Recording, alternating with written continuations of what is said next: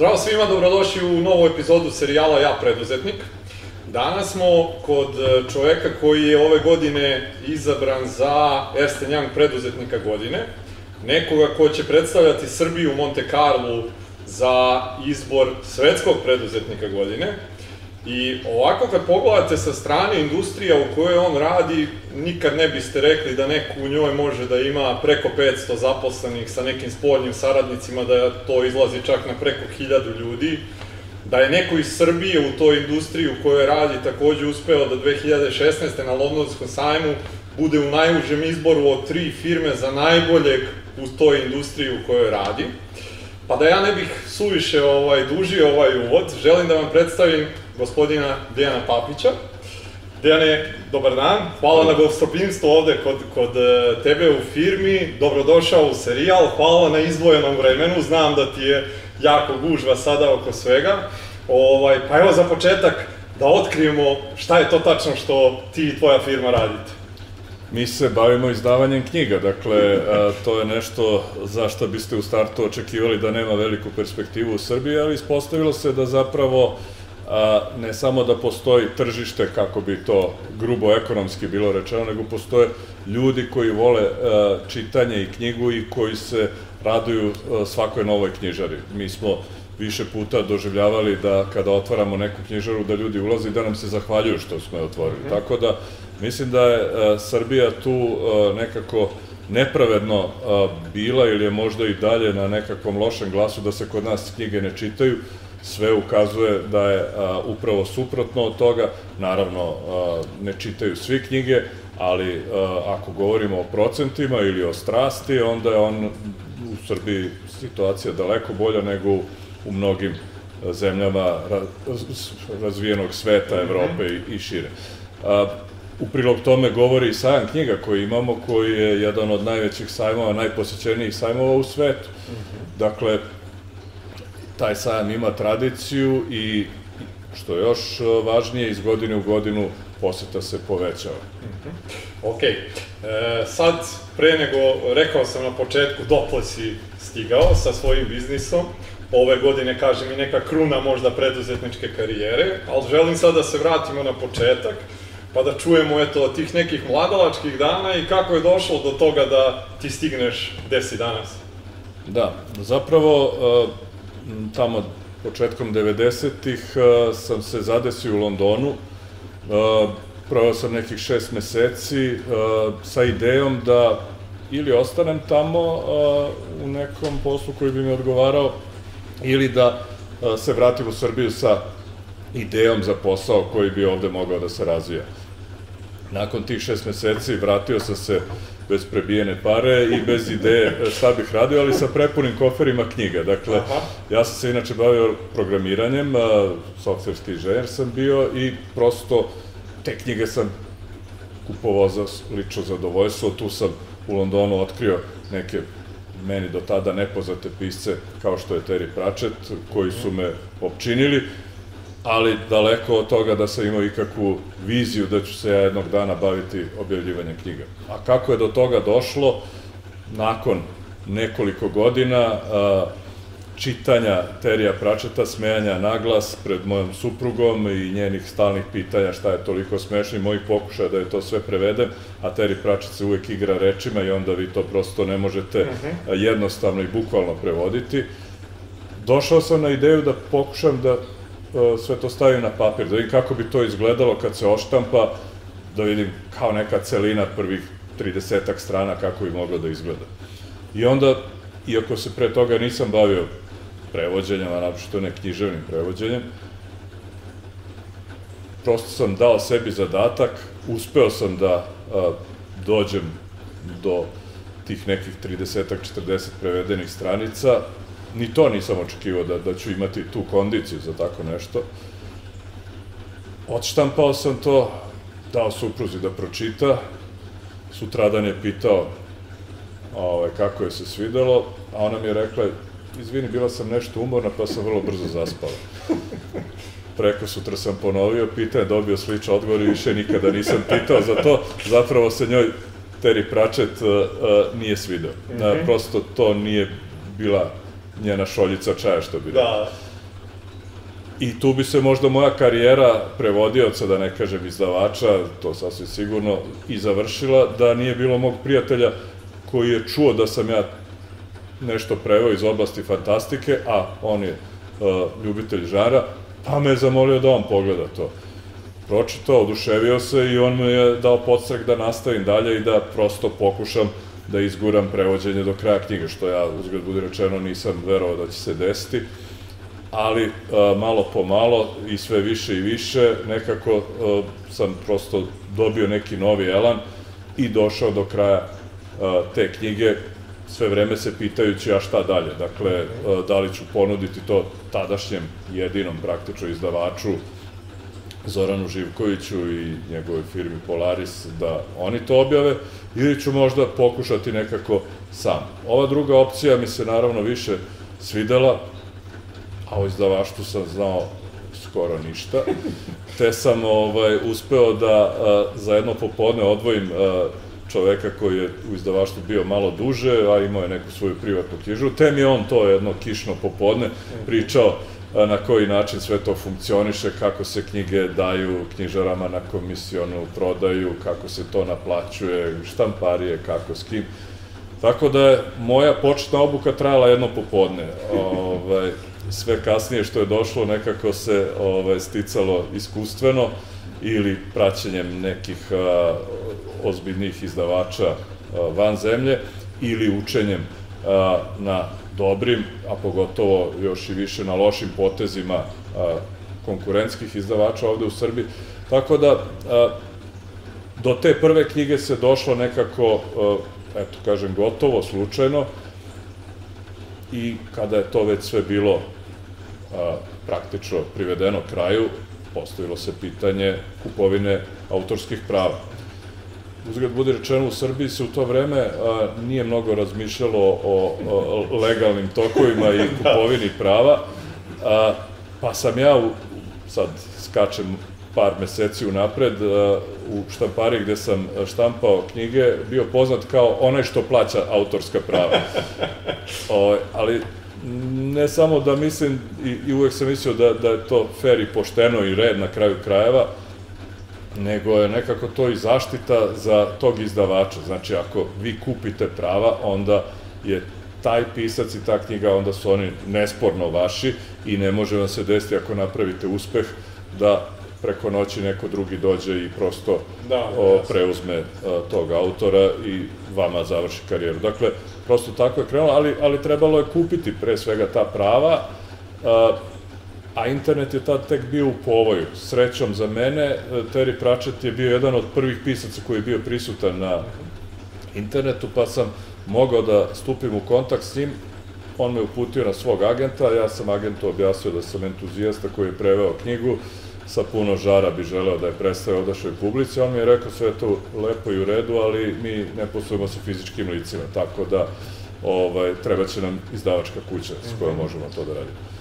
I onda sam ja za nedelju dana smislio i ime i registrovao kuću i ovaj logo koji je i danas aktualan, to je opet neki moj dizajn. I onda sam mu se posle tih nedelju dana obratio kao Dejan Papić, direktor izdavačke kuće Laguna, i on se pravio kao da se ništa nije prethodno dešavalo i mi smo se relativno jednostavno dogovorili da ja kupim ta prava. Eto, tako je došlo do toga da Laguna zapravo nastane kao izdavačka kuća i da krene u tu avanturu objavljivanja svog prvog romana. Reci mi, osim te obuke jednog popodneva koju si imao, jesi li do tad uopšte na stranu izdavaštva, jesi li imao nekog prethodnog iskustva sa preduzetništvom uopšte do tog trenutka? Mislim da sam nekako uvek imao taj impuls u sebi, da sam uvek imao tu neku želju da se ostvarim kao preduzetnik, pa i dok sam se bavio samo programiranjem, nekako mi se činilo kao da deo mene je negde sputan i kao da to negde treba konačno da izađe na svetlo dan.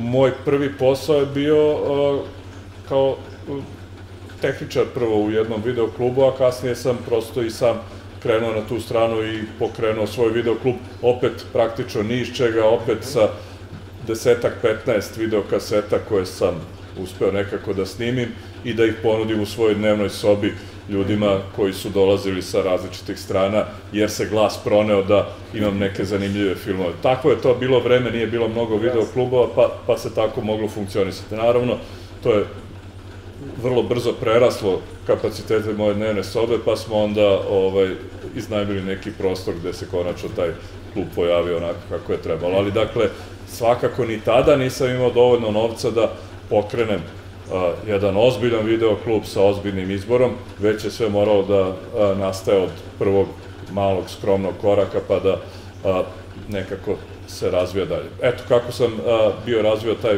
videoklub, tako na sličan način sam i razvio izdavaštvo, samo što je izdavaštvo imalo veću perspektivu.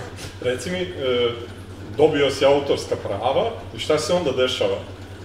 Pa onda se dešava da sam zapravo shvatio da prosto nije dovoljno tu jednu knjigu ili jednog pisca staviti u knjižare i očekivati da će se stvari razvijati same od sebe. Znači, jasno mi je bilo od početka da moram da pronesem glas o tom piscu, jer Terry Pratchett zaista jeste bio jedan od najpopularnijih britanskih pisaca, ali kako ljude u Srbiji obavesti o tome kada velika većina nikad nije čula za njega. Dakle, imao sam relativno sreću okolnost da nedaleko od objavljivanja prve knjige je bio i sajam knjiga u Beogradu, pa sam onda pripremio plakate koje sam naravno sam lepio po halama Beogradskog sajma. Sam sam naravno distribuirao knjigu gde sam god mogao i kogod je hteo da je prihvati. Uzgled budi rečeno, eto, i to je možda zanimljiva crtica, prvi prodavac uličja, a tada je bilo mnogo uličnih prodavaca i oni su nosili možda većinu prodaje. Prvi ulični prodavac kome sam ponudio Terrya Pratchetta sa pričom da je to jedan od najpopularnijih pisaca na svetu i da on može da dobije knjigu komisiona, dakle ne mora ni da je plati, a zaista imao slične knjige u ponudi i lep štand na Terazijama. Samo je onako pogledao knjigu i sa gnušanjem je vratio i rekao da ga ne zanima. Nikad mu to nisam zaboravio. Ali srećom nije on bio jedini, već sledeći su prihvatili knjigu i neke veće knjižare i ozbiljnije su prihvatile knjigu i dakle tako je krenula ta prodaja knjige koja je bila sasvim solidna za sam početak. Ono što je zanimljivo to je da sam bio sazvao preskonferenciju da prosto obznanim da je objavljena knjiga.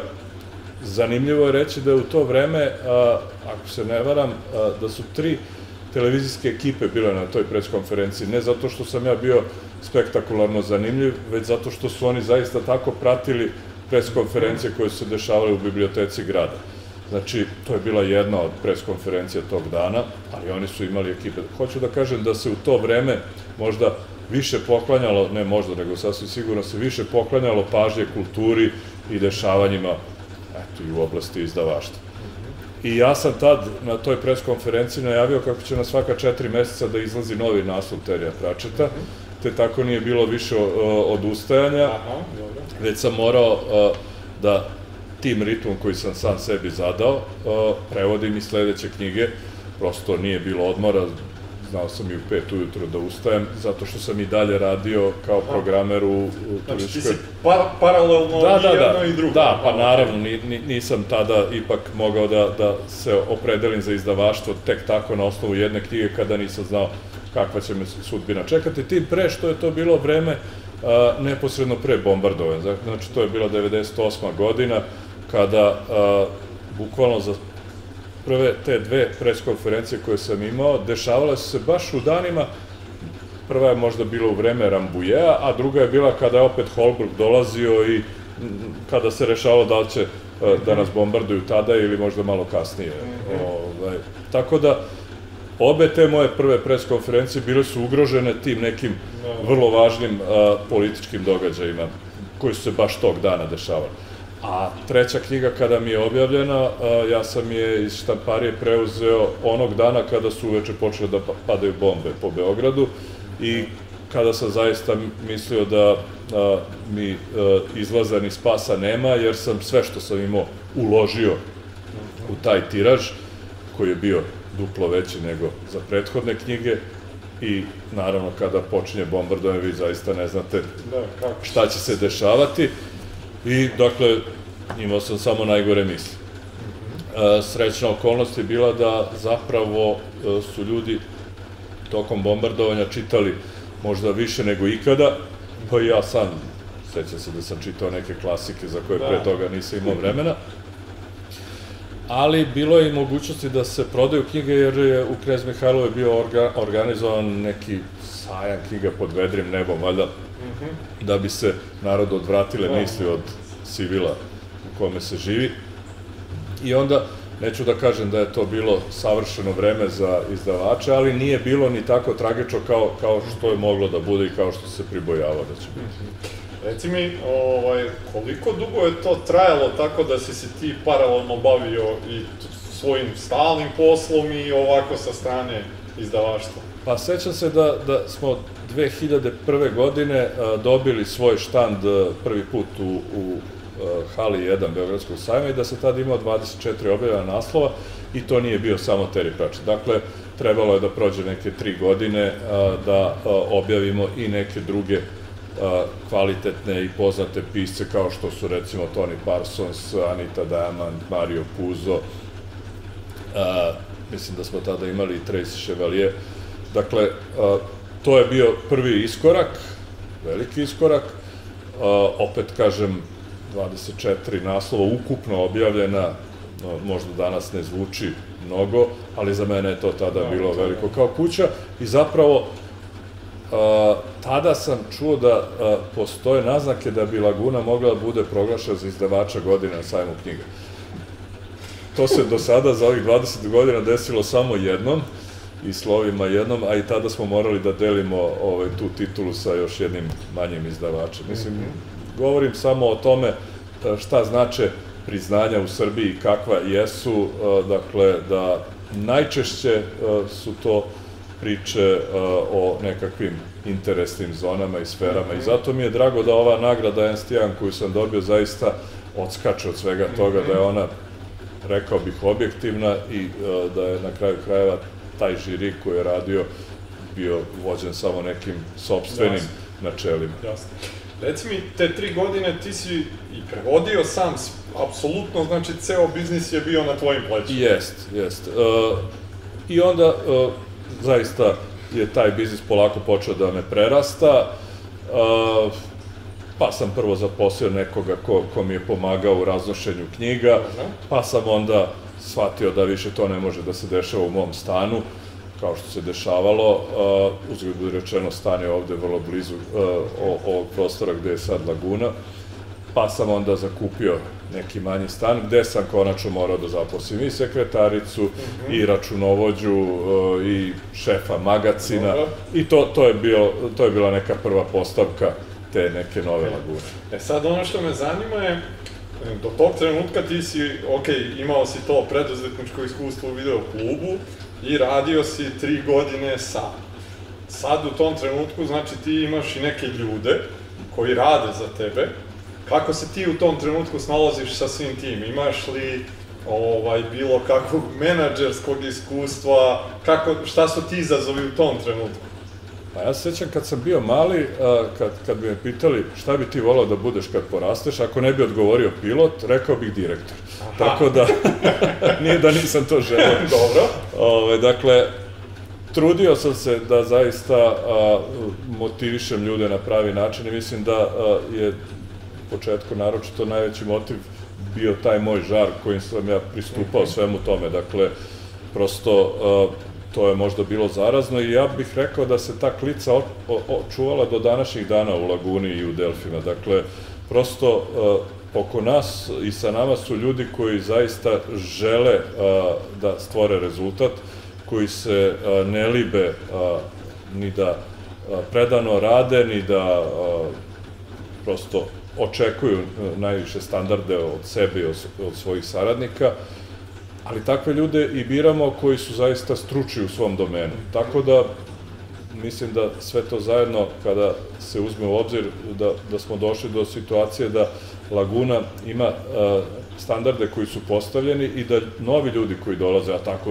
je možda bilo od tih prvih dana, se ili prepoznaju u tom kolektivu ili sami odlaze. Zaista ja nisam imao previše potrebe do današnjih dana da se nekima zahvaljujem.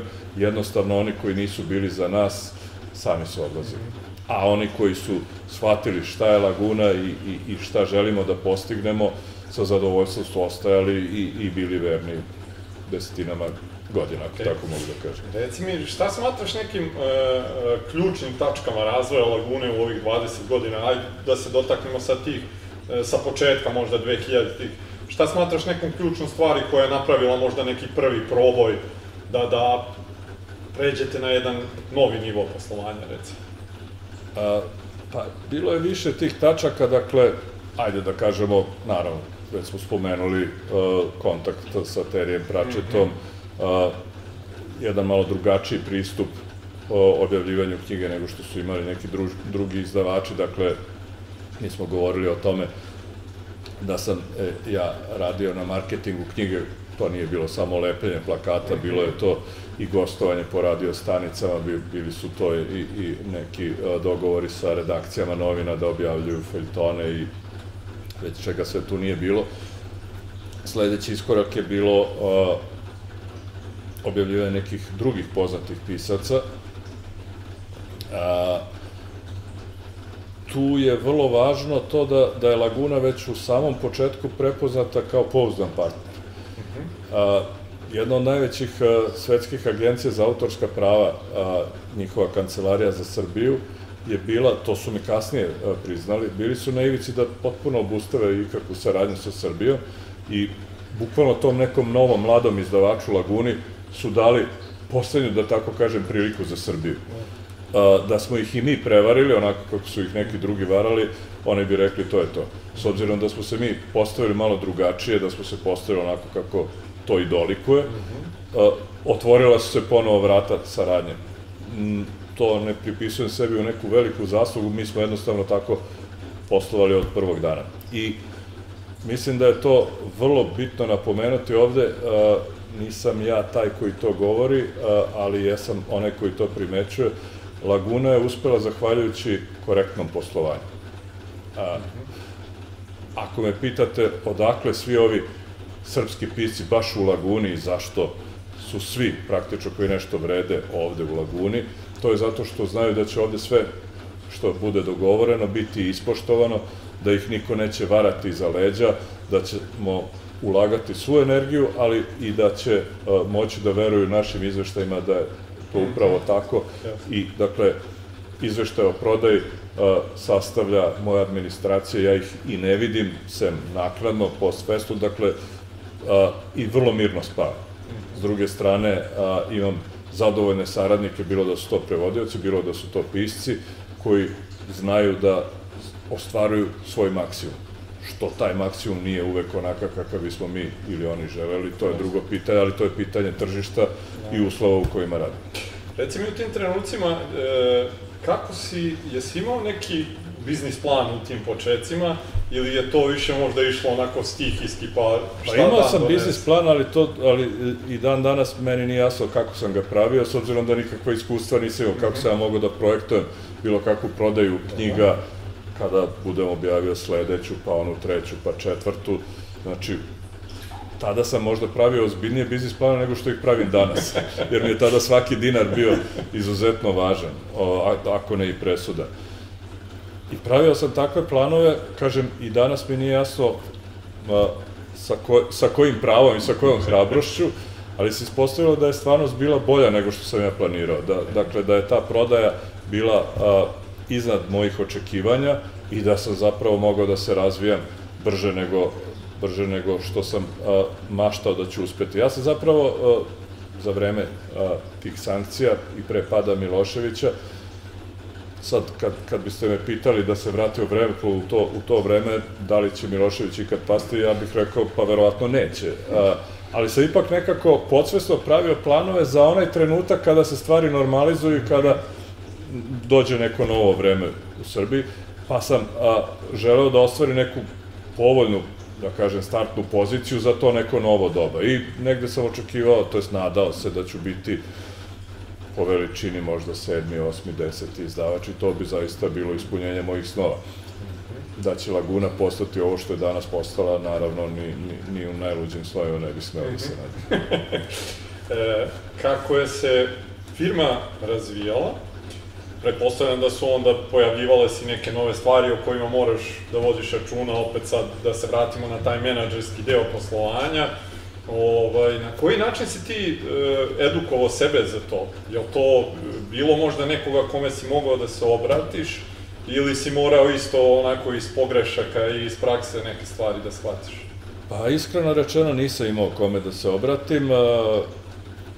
Gledao sam oko sebe kako funkcionišu drugi izdavači u Srbiji, gledao sam u nekim razvijenim zemljama kako funkcionišu izdavači. Srećom, bavim se knjigama, pa sam imao i kakvu knjigu da pročitam o tome.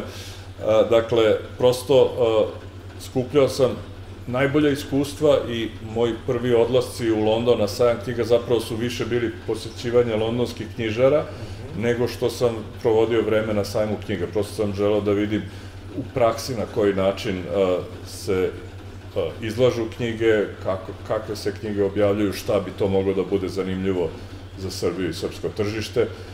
I dakle, eto, mislim da i danas ovo što radi Laguna ima odjeke iz tog vremena, znači prosto kada govorimo, počevši recimo od dizajna, pa preko načina promovisanja knjiga do možda i nekih finansijskih tokova, mislim da Laguna baštini ona najbolja iskustva velikih svetskih izdavača.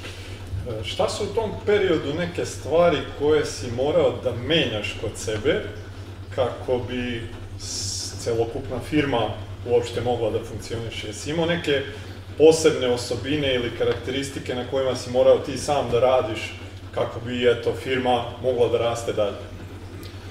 Da, prosto više se pitanje istrajnosti nije moglo postavljati, dakle, Laguna je krenula nekim ozbiljnim kolosekom i ja sam jednostavno morao da pratim Lagunu, ako ne i da je vodim. Znači, tu menjanja ritma nije moglo da bude samo pojačavanja ritma, što je negde bila i moja strast. Zaista sam želeo sve više i više kvalitetnih knjiga da predstavim srpskoj publici. I to sam rekao negde i na svojoj prvoj konferenciji, da je moja želja da predstavim još neke zanimljive pisce. Zaista, ekonomski motiv, naravno, da uvek postoje, ali mi on uopšte nije bio u prvom planu. Ja sam bio gladan toga da pokušam i sa nekim novim zanimljivim piscima da vidim kako će njih prihvatiti publika. I recimo čitav žar epske fantastike koji je danas veoma popularan, znamo svi George Martin kakav je uspeh postigao i Laguna kada se odlučila da ga objavljuje, on je bio jedan pisac koji obećava, ali ne živa legenda koja je danas. Mi smo tada naišli na skepsu ljudi koji su bili u izdavaštvu, konkretno Zorana Živkovića, koji mi je rekao da smatra, on je doajan, naravno, naučne fantastike uopšte u Srbiji, koji mi je rekao da smatra da u Srbiji ne postoji tržište za epsku fantastiku. Dakle, ako je to izjavio neko ko je najstručniji bio u tom trenutku da to kaže, onda mi je veoma drago da smo uspeli da to tržište zapravo razvijemo i da ono danas se uopšte ne dovodi u pitanje. Okej. Znači, zanima me sad, eto, rekao si da na neki način dobili ste savet od nekoga koji imao jako puno iskustva za neke stvari, ali si ipak na neki način odlučio sam da ne poslušaš, nego da ipak, je li to nešto što te odlikuje, ta neka možda, ajde kako da je nazovemo, tvrdoglavost, upornost ili tvoja neka vizija, da to što ti vidiš i ako drugi ne vide, da ti ipak kreneš za tim? Pa da, zanimljiva je bila moja odluka 2007. godine da prekinem saradnju sa tada najvećim lancem knjižara praktično monopolistom koji je sve druge uslovljavao i otežavao i poslovanje time što nije izmirivao svoje obaveze. Laguna to prosto više nije mogla i nije želela da trpi, jer smo mi praktično finansirali izdavaštvo te firme svojim novcem i ja sam odlučio da prekinem saradnju sa njima na očaj mojih saradnika, pošto su mislili da će to biti naš kraj. A zapravo je to bio jedan iskorak u nešto novo. Godinu dana kasnije smo otvorili svoju prvu knjižaru, ali pre toga smo zapravo, ne radeći sa tim lancem, unapredili prodaju za nekih 20%, što je vrlo zanimljivo. Dakle, ali kažem, i taj korak je značio da prosto prekidamo sa nekakvom lošom poslovnom politikom naših partnera i da krećemo sami na tu stranu i za tom odlukom nikad naravno nisam zažalio, jer tako su nastale Delfi knjižare. I opet je zanimljivo primetiti da su Delfi knjižare nastale u trenutku najveće svetske ekonomske krize u poslednjih 20 godina. Dakle, Laguna je nastala pred bombardovanje u najcrnjim danima Srbije, a Delfi knjižare su nastale onda kada su se zapravo mnogi lokali u Beogradu zatvarali. Ali za nas je to bila srećna okolnost, jer su se oslobađali neki prostori gde smo i mogli da ulazimo sa knjižarama i da ih otvaramo pod nekim relativno povoljnijim uslovima nego što bi bili pre nekoliko godina. Vi sada imate preko 40 knjižara. 45, da. 45, okej. Sad zanima me te odluke koje si donosio, koje su nekad, eto, možda bile i kontra, da tako kažem, od nekih saveta koje si dobijao. Na koji način si uopšte donosio te odluke? Je li to više bilo možda na osnovu nekog tvog instinkta ili je to možda bilo neki proces koji sam imaš? Kako to možda i dan danas izgleda? Pa nisu to baš bile uvek impulsivne odluke ili možda nikad nisu bile samo impulsivne odluke. Naravno da neki dignitet čovjek mora da zadrži u poslu, ali i iznad svega toga mora da postoji neka ekonomska računica. Dakle, ja sve te odluke nisam donosio ni na pamet ni na prečac, već sam pokušavao da sagledam koji su nam alternativni putevi i kako mi možemo da amortizujemo te neke negativne udare, inicijalne negativne udare pri promeni poslovanja. Ispostavilo se da je i ta računica bila dobra i da prosto smo mogli da razvijamo knjižare koje nam danas predstavljaju ozbiljan temelj poslovanja. Je li bilo tad pritiska i u stvari imali ga i danas kad treba da doneseš neku možda strateški važnu odluku, obzirom da, rekli smo na početku, preko 500 ljudi radi sada u tvojim firmama i sa spoljnim saradnicima to je preko 1000, postoji li pritisak neki lični koji ti osjećaš kad treba da doneseš neke važne odluke? Pa kako da ne, odgovornost mora da postoji i ne možete biti nesvesni nje, ali nekako, znate, kao i vozač autobusa, on prvo ugrožava sopstveni život ako donosi pogrešne odluke, pa tek onda života putnika, tako da ste u situaciji da i iz svoje perspektive razmišljate o nekakvom svom boljitku i samim time boljitku za čitav sistem. Kada kažem iz svoje perspektive, nikad ne zaboravljam ni na društvenu perspektivu, jer mislim da to što Laguna radi jeste nešto što ima veoma velike odjeke u našoj kulturi, dakle, počevši od izdavanja kvalitetnih knjiga do toga da danas praktično nemate ni jedan grad u Srbiji, a nije uvek bilo tako, gde nemate vrlo ozbiljnu knjižaru. Dakle, mi smo praktično u svim, evo, ostalo je još samo Vranje nepokriveno i svi drugi veći gradovi su pokriveni Delfi knjižarama. Dakle, negde ih ima i više, kao što je recimo Niš, gde imamo 3 knjižare. A ja veoma dobro pamtim vreme od pre 15 godina kada se sve svodilo uglavnom na Beograd, nešto malo na Novi Sad, Niš usput i ostali gradovi skoro da nisu postojali za izdavače koji se bave knjigama. Danas je situacija potpuno drugačija, zapravo se pokazalo da u svim tim sredinama postoje ljudi koji žele knjižaru, koji žele da čitaju, koji žele da im se ponude knjige i mi tako i dolazimo do njih. I to nije jedina korisna stvar koju radimo za društvo, mi podržavamo mnoge i humanitarne akcije, često smo predvodnici takvih akcija ili ih sami osmišljavamo. Evo, nedavno smo imali akciju koju sam ja sam osmislio, a to je da se putem dobrovoljaca deca koja su bez roditeljskog staranja, dakle deca iz Zvečanske i njihovih sistema, da dolaze u dodir sa knjigom. A to se ne dešava tako što mi poklanjamo knjige, pa one završavaju na nekim policama, već se to dešava tako što, da, i poklonimo knjige, ali zapravo smo organizovali jednu širu društvenu akciju gde su se javljali dobrovoljci koji su prošli trijažu socijalnih službi i onda čitali jedan na jedan knjige toj deci. Jer je dokazano da deca koja u ranoj fazi odrastanja dođu u kontakt sa knjigama kasnije statistički su mnogo uspešnije u životu, bolje obrazovana, sa boljim zaradama nego ona druga deca kojima je knjiga bila strana. Zanima me, dotakli smo se na početku, si rekao da što se tiče ljudi koji su dolazili u firmu, da su se oni na neki način filtrirali kroz tu neku kompanijsku kulturu koju ste vi imali.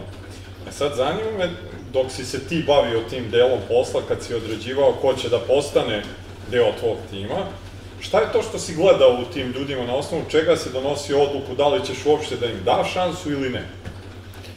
Pa, moram da kažem da se često na onom prvom razgovoru ili u CV-u pogotovo ne može saznati ili proceniti čoveka na pravi način. Dakle, prosto je potrebno videti i u praksi kako stvar funkcioniše. Naravno, pošto to već ne možete na prvom razgovoru, a ja možda nemam uvek razvijen taj osjećaj da prosto instinktivno prepoznam pravog saradnika, onda u nekom probnom radu se to vrlo brzo može videti, shvatiti i, dakle, naravno, odlučivanje na bazi CV-a i prvih razgovora jeste bitno, ali pomalo i sreća kasnije koja treba da vas prati. Mi smo u nekoliko navrata imali slučaj da prva dva izbora budu pogrešna i tek onaj treći ne da bude dobar, nego bude savršen. Dakle, to mi se nekoliko puta desilo, upravo da je taj treći sa liste koji ne bi dobio šansu uopšte, da nisu ona prva dva prošli kroz sistem pa sami odustali, taj treći ne bi dobio šansu, a ovako je postao naš nezamenljivi saradnik. Zanimljivo. Zanima me, kad pogledaš sad ovako duga preduzetnička karijera iza tebe, šta smatraš nekim svojim najvećim greškama koje si napravio kroz nju? Pa, to je zanimljivo pitanje, daleko od toga da nije bilo greški, ali mogu da kažem da je možda sistemski su najpogrešnije bile odluke što sam relativno lako, relativno brzo davao poverenje nekim saradnicima za koje se kasnije ispostavilo da nisu bili vredni tog poverenja i da su zapravo imali mali učinak i možda da su napravili više štete nego koristi. Naravno, bilo je tu i određenih izleta u okviru samog izdavaštva u neke oblasti gde se nismo najbolje snašli i od kojih smo kasnije odustajali, ali nekako se iskristalisalo ono što Laguna zna, može i želi da radi. Kad pogledaš sad ovako, pošto nam jedan deo emisije uvek posvetimo i mladim ljudima koji kreću u preduzetništvo, sad sa svim ovim što ti znaš, neki par saveta koje bi dao njima, znači, bez obzira da li su tu možda negde da pokrenu sam posao, ili su ga možda već negde pokrenuli, koje su to stvari na koje bi trebalo da obrate pažnju u samim tim početcima? A mislim da pre svega ne bi trebalo da čitaju vesti kojima nas zasipaju svakog dana, prema kojima se ispostavlja da živimo u jednoj beznadežnoj situaciji, u zemlji iz koje treba samo bežati. Ja sam, eto, dakle, pre 25 i više godina pokušao da izađem iz te zemlje, tada je to bila neka drugačija zemlja. Ni u Londonu nije ništa idealno, ni savršeno.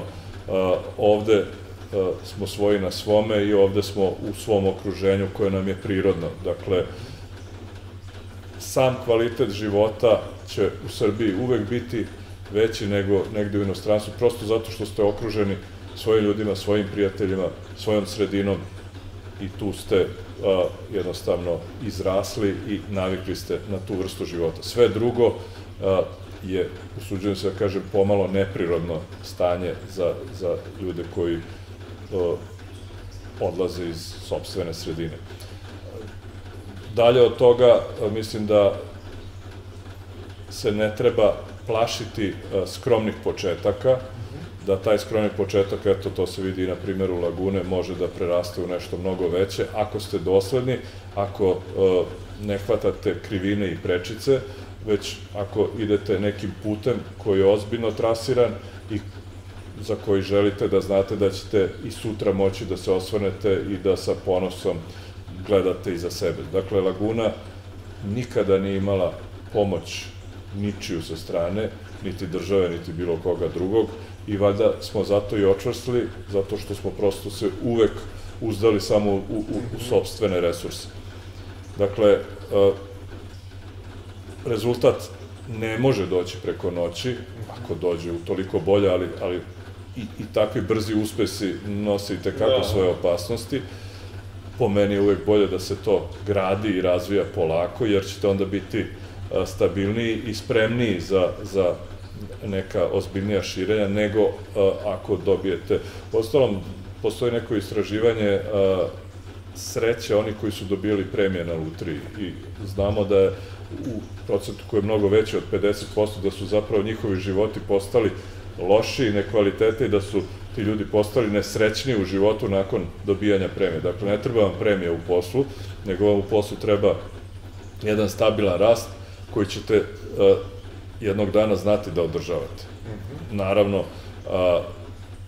ne možete raditi po svom nekom nahođenju, treba da čitate literaturu, treba da pratite trendove u svetu, pa i u Srbiji, treba da učite na sopstvenim lošim iskustvima, ali pre svega, ako ikako moguće, na lošim iskustvima vaših konkurenata.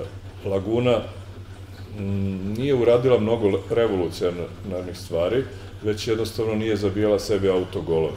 I zato smo, ajde da kažem, na relativno jednostavan način pobedili konkurenciju samo zato što smo radili neke stvari kako ih doliko je raditi i nisam se nikada bavio time da izdavaštvo učinim revolucionarnim u Srbiji, jer zna se kako se knjige objavljuju i kojim putem treba ići. Opet, malo da te onako na celokupnu preduzetničku karijeru, da jedan osvrt napravimo, šta smatraš nekim svojim ključnim osobinama koje su ti najviše značile da postigneš sve ovo što si postigao do danas? Pa eto, dakle, ta glad za uspehom, ne za uspehom na nekom društvenom planu, već za uspehom u poslu, ali uspeh koji se ne meri toliko nekim finansijskim rezultatima, koliko bogatstvom ponude. Dakle, i to se i danas vidi. Laguna objavlja preko 350 novih naslova. To je mnogo, ali to i nije previše ako pogledate da se mi obraćamo skoro svim ciljnim grupama stanovništva. Dakle, trudim se da zaista svim našim čitaocima ponudim adekvatne naslove i nešto što će svako umeti da ceni u okviru svojih interesovanja. Znači, ali u okviru tih interesovanja mi zaista nudimo samo najkvalitetnije pisce. Što se tiče nekih drugih osobina, možda jedna od onih koji su menadžerski zanimljive jeste neko moje postavljanje visokih standarda i očekivanje od svih saradnika da ih prate.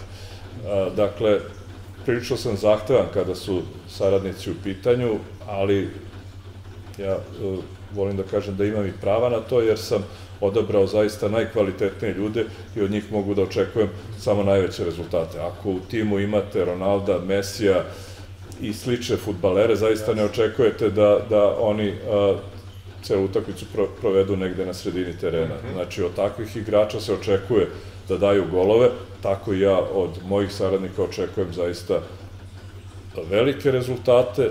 To se dešava i mislim da smo svi zadovoljni, jer prosto onda smo u sistemu koji ima svoju perspektivu. Znači, znamo da ostavljamo neki trag iza sebe, ali i vidimo neku budućnost.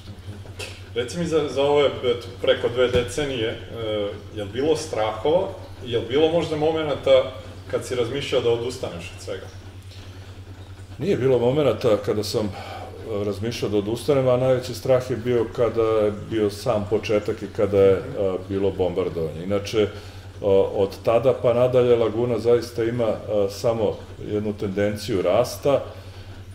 Možda je neka zapitanost postojala kada smo bili u previranju i kada smo se okretali ka sopstvenim izvorima maloprodaje, dakle ka sopstvenim knjižarama, jer tu zaista nisam imao previše iskustva, a poduče nekim drugim iskustvima da knjižare u Srbiji uglavnom ne opstaju, da knjižare u Srbiji uglavnom propadaju, mogao sam da očekujem sve najgore. Međutim, i tu smo pristupili malo drugačije nego naši prethodnici, malo ozbiljnije, i tu smo zaista u svaku knjižaru ugradili sebe i dali svoj maksimum, bez obzira da li se ona otvarala u Knez Mihajlovoj ili u Lebanu.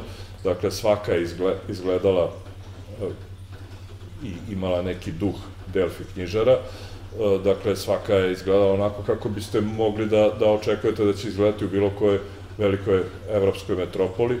Tako da, i tada, dakle, smo nekako prevazišli tu neizvestnost time što smo zaista ponudili maksimum koji smo mogli. Dakle, nekih strahova nije bilo, jer smo uglavnom imali ozbiljan rast iz godine u godinu. Dejane, pitanje sa kojim završavamo sve naše razgovore je sledeće. Da imaš prilike da budeš Dejan mentoru iz te neke možda 94. ili 5. godine, sa svim ovim što sad znaš, šta je to što bi mu rekao?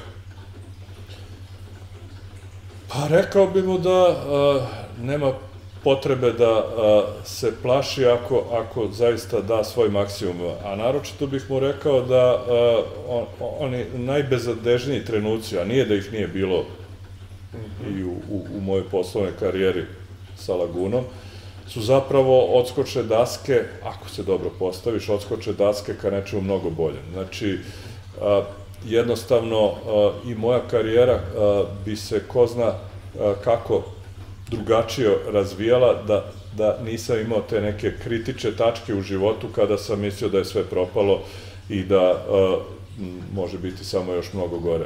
A zapravo ti trenuci su bili one raskrsnice koje su me usmerile kao ovome što sam danas. Dakle, prosto Lagune ne bi bilo da nije bilo tih nekih ozbiljnih kriznih perioda u mom životu ili u mojoj karijeri.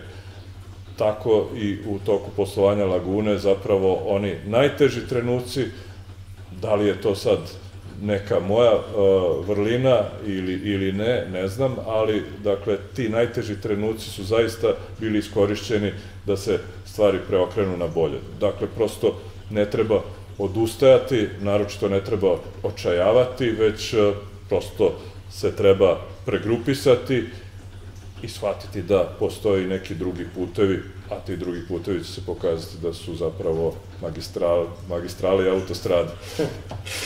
Dejane, hvala ti puno na ovom izdvojenom vremenu za nas. Želim ti puno uspeha u Monte Carlu, želim ti puno uspeha u nastavku svega ovoga što radiš sa Lagunom. Zaista mi je zadovoljstvo bilo da imamo još jednom priliku da predstavimo jednu fenomenalnu firmu koju imamo u Srbiji i nadam se da će tvoja kompanija predstavljati primjer mnogima ovde kod nas na koji način bi trebalo da se radi. Dakle, meni je drago što sam imao priliku da ispričam Laguninu priču, pošto obično se u Srbiji očekuje da iza neke uspešne kompanije ili uspešnog pojedinca stoje nekakvi mutni poslovi, ali Lagunina priča nema ničeg sličnog.